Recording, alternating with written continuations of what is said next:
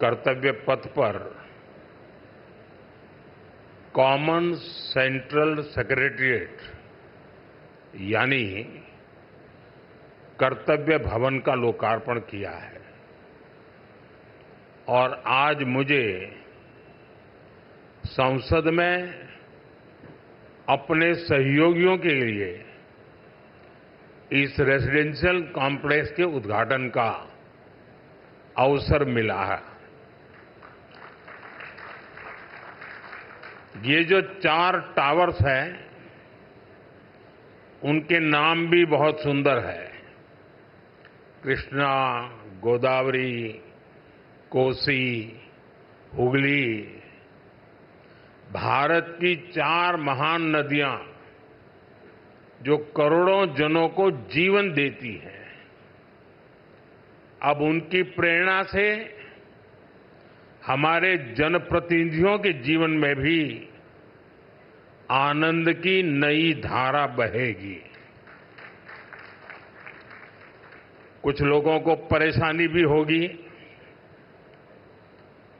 कोसी नदी देख रखा है नाम, तो उनको कोसी नदी नहीं दिखेगी, उनको बिहार का चुनाव नजर आएगा।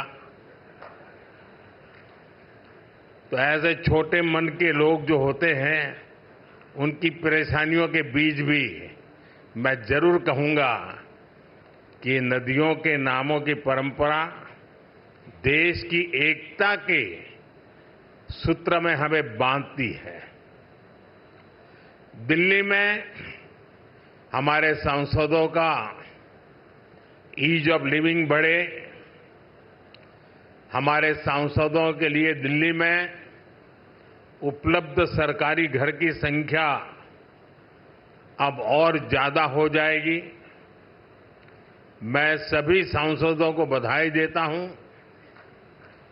मेन फ्लैट्स के निर्माण से जुड़े सभी इंजीनियर्स और श्रमिक साथियों का भी अभिनंदन करता हूं, जिन्होंने मेहनत और लगन से ये काम पूरा किया है। साथियों, हमारे सांसद साथी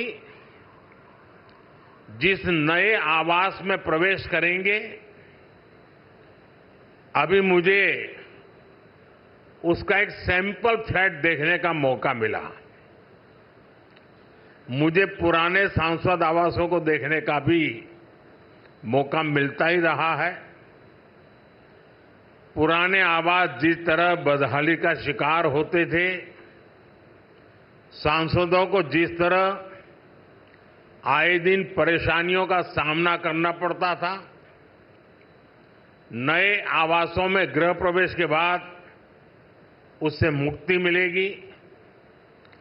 सांसद साथी अपनी समस्याओं से मुक्त रहेंगे तो वो अपना समय और अपनी ऊर्जा और बेहतर तरीके से जनता की समस्याओं के समाधान में लगा पाएंगे।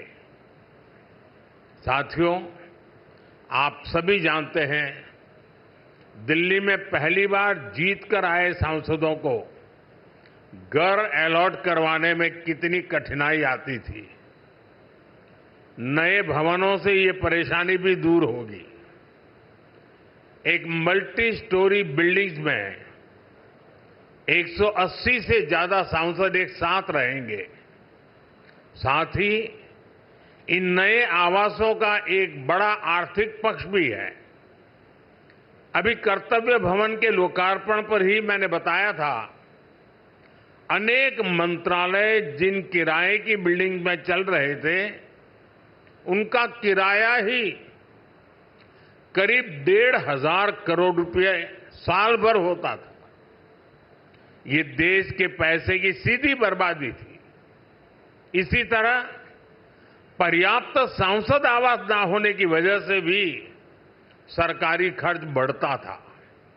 आप कल्पना कर सकते हैं, सांसद आवास की कमी होने के बावजूद 2004 से लेकर 2014 तक लोकसभा सांसदों के लिए एक भी नए आवास का निर्माण नहीं हुआ था।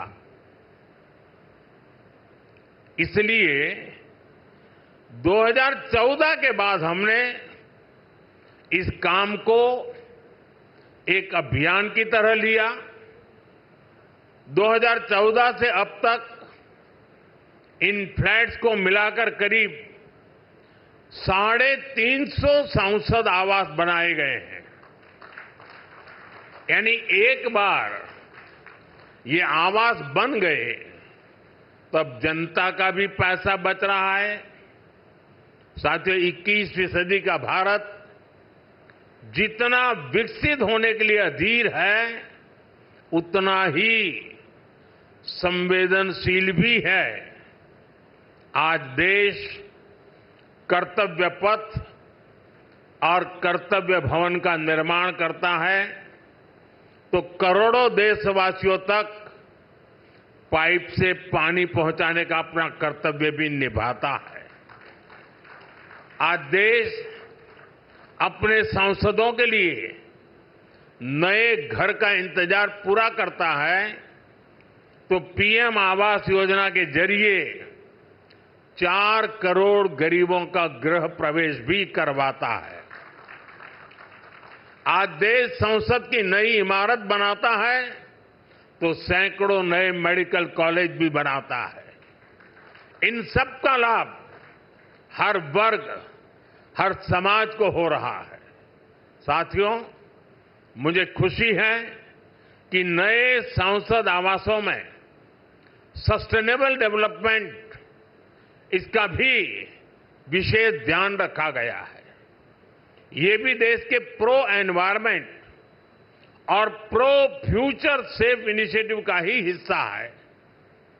सोलर एनेबल इंफ्रास्ट्रक्चर से लेकर सोलर एनर्जी में देश के नए रिकॉर्ड्स तक देश लगातार सस्टेनेबल डेवलपमेंट के विजन को आगे बढ़ा रहा है। साथियों, आज मेरे आपसे कुछ आग्रह भी है। यहां देश के अलग अलग राज्यों और क्षेत्रों के सांसद एक साथ रहेंगे। आपकी उपस्थिति यहां एक भारत श्रेष्ठ भारत का प्रतीक बनेगी। इसलिए अगर इस परिसर में हर प्रांत के पर्व त्योहारों का समय समय पर सामूहिक आयोजन होगा तो इस परिसर को 4 चांद लग जाएंगे। आप अपने क्षेत्र की जनता को भी बुलाकर इन कार्यक्रमों में उनकी भागीदारी करवा सकते हैं। आप अपने अपने प्रांतों की भाषा के कुछ शब्द भी एक दूसरे को सिखाने का प्रयास कर सकते हैं। सस्टेनेबिलिटी और स्वच्छता, ये भी इस बिल्डिंग की पहचान बने, ये हम सबका कमिटमेंट होना चाहिए। न केवल सांसद आवास बल्कि पूरा परिसर हमेशा साफ स्वच्छ रहे तो कितना ही अच्छा होगा। साथियों, मुझे आशा है हम सब एक टीम की तरह काम करेंगे। हमारे प्रयास देश के लिए एक रोल मॉडल बनेंगे और मैं मंत्रालय से और आपके आवास कमेटी से आग्रह करूंगा, क्या साल में 2 या 3 बार ये सांसदों के जितने परिसर है उनके बीच स्वच्छता की कंपटीशन हो सकती है क्या?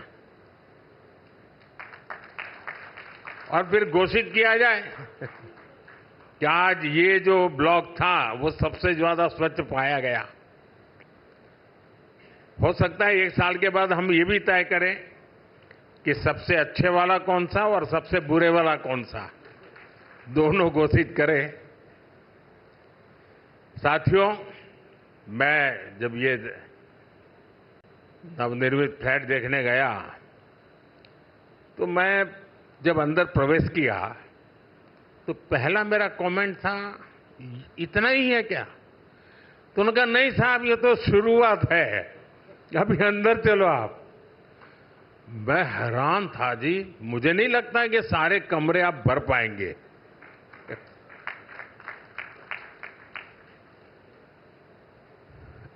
काफी बड़े हैं। मैं आशा करूंगा इन सब का सदुपयोग हो, आपके व्यक्तिगत जीवन में, आपके परिवार जीवन में ये नए आवास भी एक आशीर्वाद बने। मेरी बहुत बहुत शुभकामनाएं हैं। धन्यवाद।